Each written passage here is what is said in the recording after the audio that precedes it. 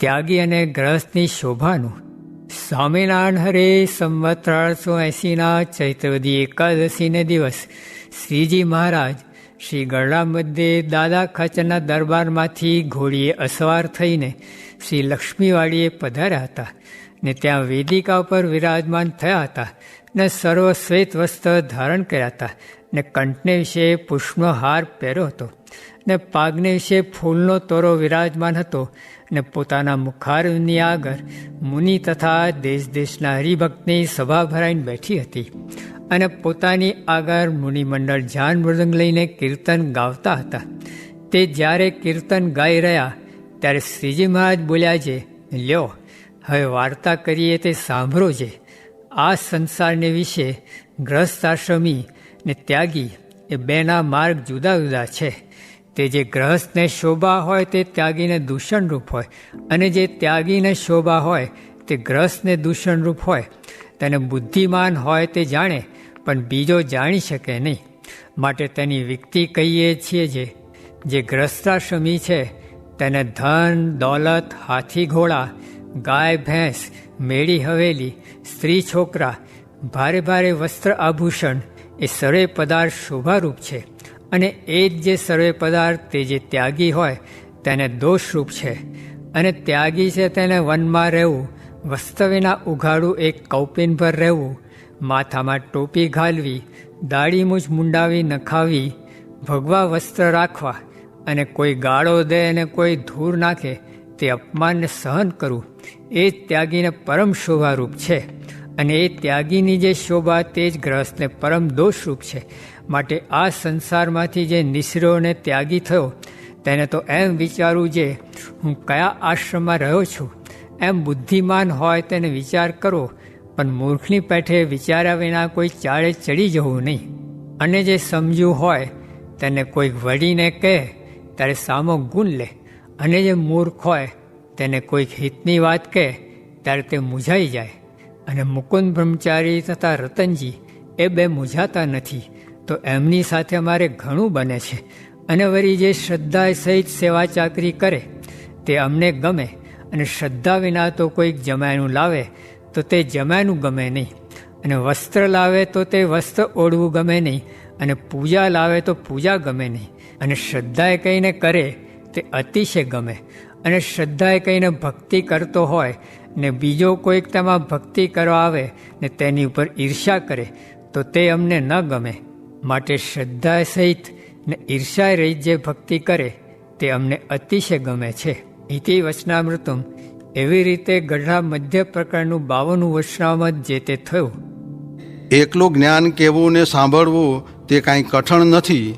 માટે 2 ઘડી વૃત્તિ પાછી વાળીને ભગવાનને સંભાળવા ને ધ્યાન ન થાય તો ભજન કરવું. પણ રસોઈ કરીને જમવું નહીં તે શા કામનું?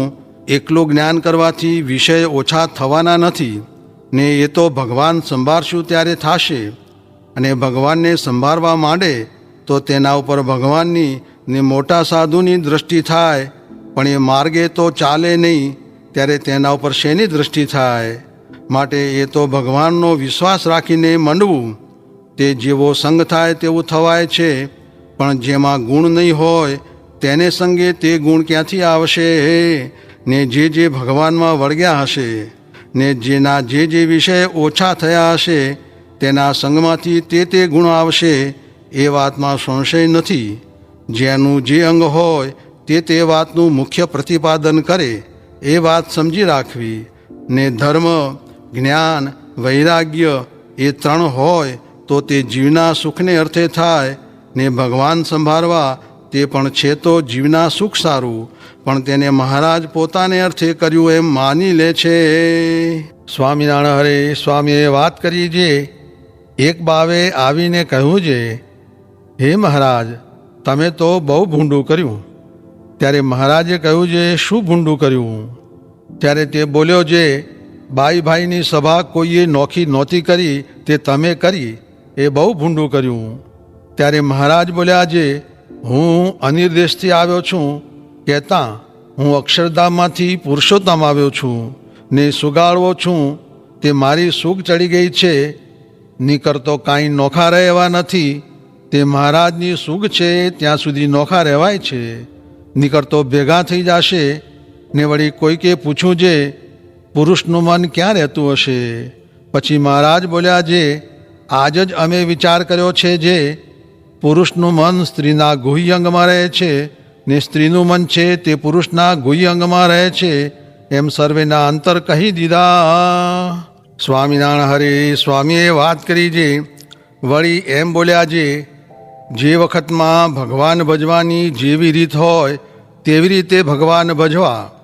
તેમાં રામાવતારની રીત બીજી, તથા કૃષ્ણાવતારની રીત બીજી, તથા ઋષભદેવ ને પરશુરામની રીત બીજી, ને સુખજીની રીત બીજી, ને આજ મહારાજની રીત બીજી. માટે જે સમયે જેવી ભગવાન ભજવાની રીત હોય તે પ્રમાણે ભગવાન ભજવા. પછી કોઈક હરિભક્તે કહ્યું છે, મનુષ્ય દેહ ધરીને તમે ઓળખાણા એ મોટી વાત થઈ. ત્યારે કહે છે, હા, સાધુ તો પ્રાણથી પણ અધિક વાલા થઈ ગયા છે. સ્વામિનારાયણ હરે સ્વામીએ વાત કરી છે, આ સાધુને વિશે જેને જેટલો ગુણ તેટલી સદવાસના ને અવગુણ તેટલી અસદવાસના છે એમ સમજવું. સ્વામિનારાયણ હરે સ્વામીએ વાત કરી છે, પ્રહલાદે 10,000 વર્ષ નારાયણ સાથે યુદ્ધ કર્યું પણ જીતાણા નહીં, ને નારદને વચને કરીને 6 મહિનામાં ભક્તિ કરીને જીતી લીધા. સ્વામિનારાયણ હરે સ્વામીએ વાત કરી છે, ભાગવતના 5મ સ્કંદમાં જળ ભરતે રહુગણને કહ્યું છે, તું રાજ્યાધિકની વાત કરે છે પણ તું જ્ઞાની નથી.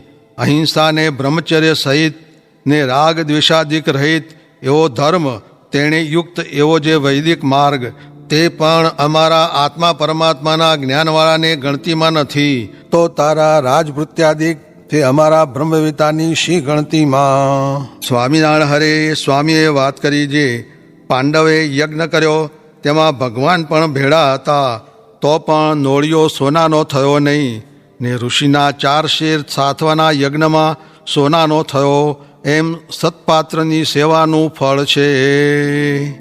સ્વામિનારાયણ હરે સ્વામીએ વાત કરી છે, કોઈ કહેશે જે મને જેમ છે તેમ કહો, હું એમ કરીશ.